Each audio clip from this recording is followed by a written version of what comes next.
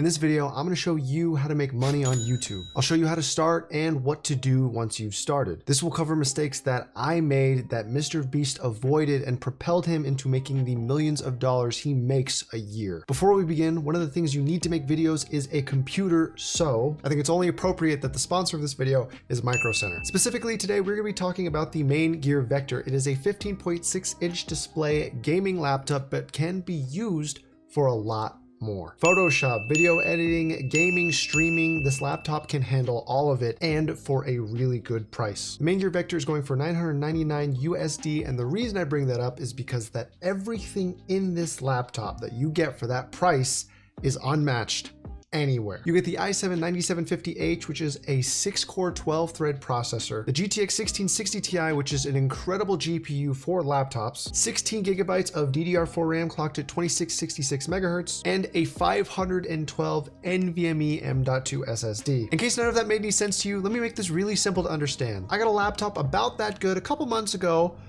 for $2,000 from another vendor. Buy it from Micro Center instead. Please check out the link in the description to see how you can get your own. Thank you so much, Micro Center, for sponsoring the video.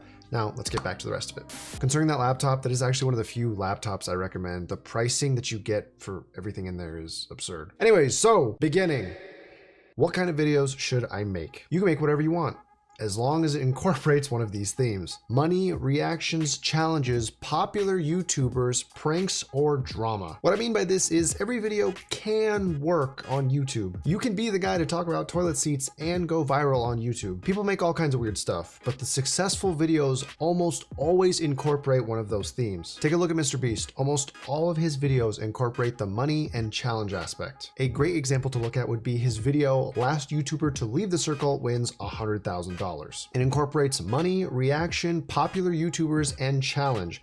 It makes sense that this is one of his most viewed videos. Well, you might be thinking, Chris, I don't have access to 100 grand or popular YouTubers. While that might be true, that's not necessarily important. The money theme doesn't always have to be a high dollar amount. It can be used the opposite way. Go ahead and look up how to survive off $20 a week and see how many videos have over 1 million views. And for popular YouTubers, go ahead and look up MrBeast and see how many videos that don't even have him in it actually have viewership. To be a successful creator, you don't have to have resources, but you do have to be resourceful. I don't have money for equipment. How do I start? One of the biggest misconceptions is that you need gear and equipment to make videos. While you should end up getting that stuff, in the beginning stages, you don't need it. Not having money should never be an excuse for why you don't make content. I said being a successful creator means you are resourceful, and I meant that. If you have a smartphone, use that. If you don't, save up $100 and go to a pawn shop and get a cheap camera with an SD card and a battery. If you can't save up $100, you have more pressing issues than worrying about making YouTube videos. In the early stages, your video's success will be determined by the concept. Here's another great example. One of MrBeast's early successful videos is him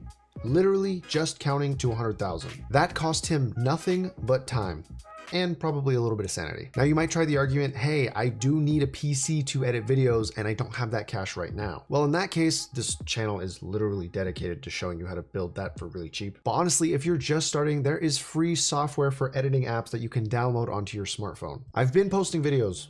None of them take off. I've been there. I've been interested in YouTube since 2008. I've been uploading videos that did not do well for over a decade. The thing I've learned in all that time that I wish I could go back and tell myself is this: it's not about you. When you make content and you want it to do well, it is never about you. Even if you're a personality on YouTube like Jake or Logan Paul or KSI, their videos and what they do is not about them. What people know those YouTubers to be publicly is what it's about. It's about the content that they provide. If they stop providing content, consumers will stop providing the views. Does that make sense? If it doesn't, leave a comment so I can describe it a little bit better. I used to upload videos of myself lip syncing and playing video games, and none of them ever took off. It wasn't until I uploaded a video of myself building a gaming PC for cheap that I actually got some traction. That's because the content was something that people were actually interested in. Gaming PCs are a hot topic, a lot of people want them, and people are always interested in saving money. So naturally, it did better than anything I had ever uploaded before. Okay,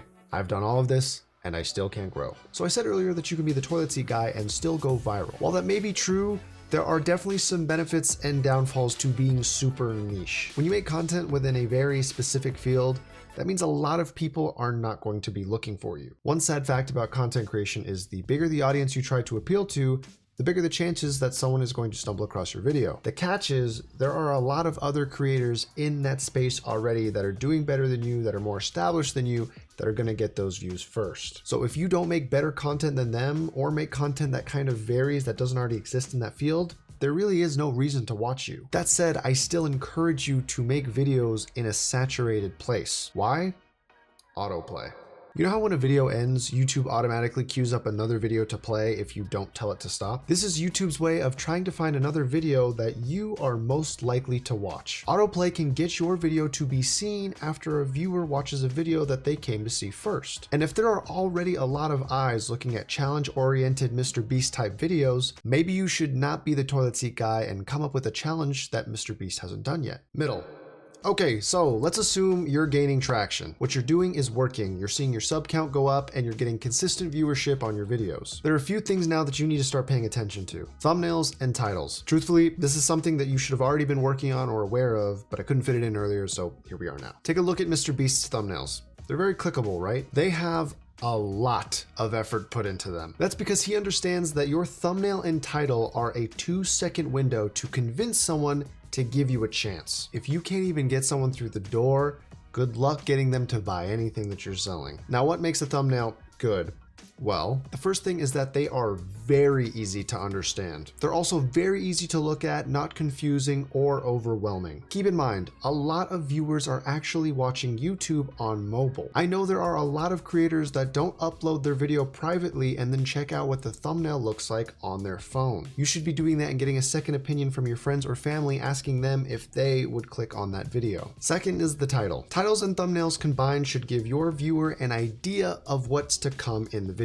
They should complement each other in a way that gets the viewer excited about what's going to be shown to them. For example, if I put in the title $400 budget build PC, and then in the thumbnail all you see is a computer with $400 written underneath it, you know exactly what's going to come. It's not too exciting because it's already been laid out for you to understand. If instead it's titled, "I can't believe this computer was this cheap," with question marks instead of the dollar amount, then maybe you can generate some more clicks because viewers will be more interested to see what it actually cost. Understand the growth stage. This is without a doubt the most valuable information I can give to a creator that is already creating. If you are doing your job right, you are bringing in more viewership and more money. Don't stop. What I mean by don't stop is this. Look at MrBeast's YouTube channel. You'll notice a lot of money is spent on his videos. Well, it wasn't always that way. In the beginning, his videos were low budget, but as he got more viewers, the concepts and ideas of his videos became more daring.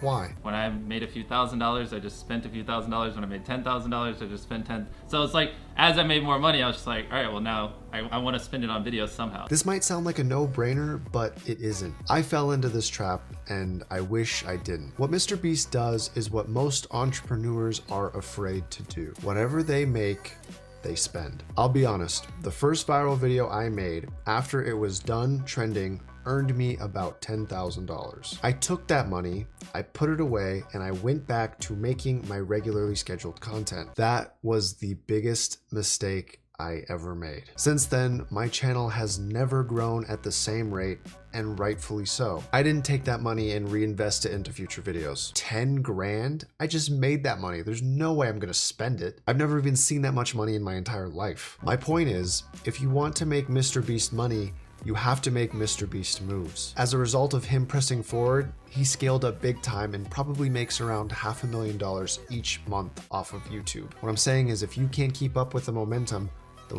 will not keep with you. Make your videos 10 minutes or longer. Just in case you don't know this, you kind of need to make your videos 10 minutes or longer. A partnered YouTuber gets to put ads on their videos when they are 10 minutes or longer. And I'm pretty sure that YouTube is more likely to promote videos of that length. YouTube makes more money the longer people are on the platform, and honestly, so do you. Don't fill your video with crap to try and hit the 10 minutes, but if you can, try to get there. Avoid no words and bad topics. I learned this the hard way, so you don't have to. Don't make content with controversial figures, questionable topics, or excessive cursing. YouTube has a way of punishing your CPM, cost per mil. That's the amount of money you make per 1,000 views. And throttling performance of a video if it doesn't agree with the views of companies that are paying for the ads that show up on YouTube. A while ago, I made a video of PewDiePie themed gaming PCs. I thought this video would take off because PewDiePie was incredibly popular at the time, and honestly, these were the nicest computers I had ever built. They were gorgeous. On top of that, I was giving all of them away. This sounds like it would do pretty well, right? Well, the day I uploaded it, my CPM dropped by 40%, and the video didn't get a lot of views. I look back and realized that PewDiePie was a controversial figure. The media was constantly talking negatively about him, and despite him being a popular YouTuber, the video did not do well. Companies just didn't want their ads associated with PewDiePie at the time, and YouTube recognized that. I know controversy and drama can oftentimes be thought of good ways to go, but trust me, it has its drawbacks and can cause permanent damage to your channel. Surprise, there is no end game. On YouTube, it is a continuous process with no end. When you decide it's over, you just retire. At some point, your content creation journey will come to an end. But if that day never comes, just stay in the middle process. Keep it up, keep innovating, and keep trying to be better than you were yesterday. Find ways to stay relevant and stay strong. When you do finally get to have YouTube as the dream job you always imagined, it will take a mental toll on you. But just remember, numbers don't define you. Only your hard work and determination does. Never forget that. If you guys like what you saw here in this video, let me know in the comments. There is a lot more that people don't know about when it comes to turning YouTube into a business. I'd be more than happy to share. It is dangerous information, I suppose, but truthfully, I don't think there are a lot of people out there who are willing to work hard enough to make this work. This job is fun, but it's also really hard. If you want to talk more about this or other topics, feel free to follow my Twitch streams. Thanks again to Micro Center for sponsoring this video. If you do want to save some money and get an amazing laptop to start creating content, stream, or game, please check out the link in the description. I'm serious when I say that is an amazing deal. Anyways, I hope you guys found this video creative, entertaining, or informative in any way, shape, or form. And as always, have a great day.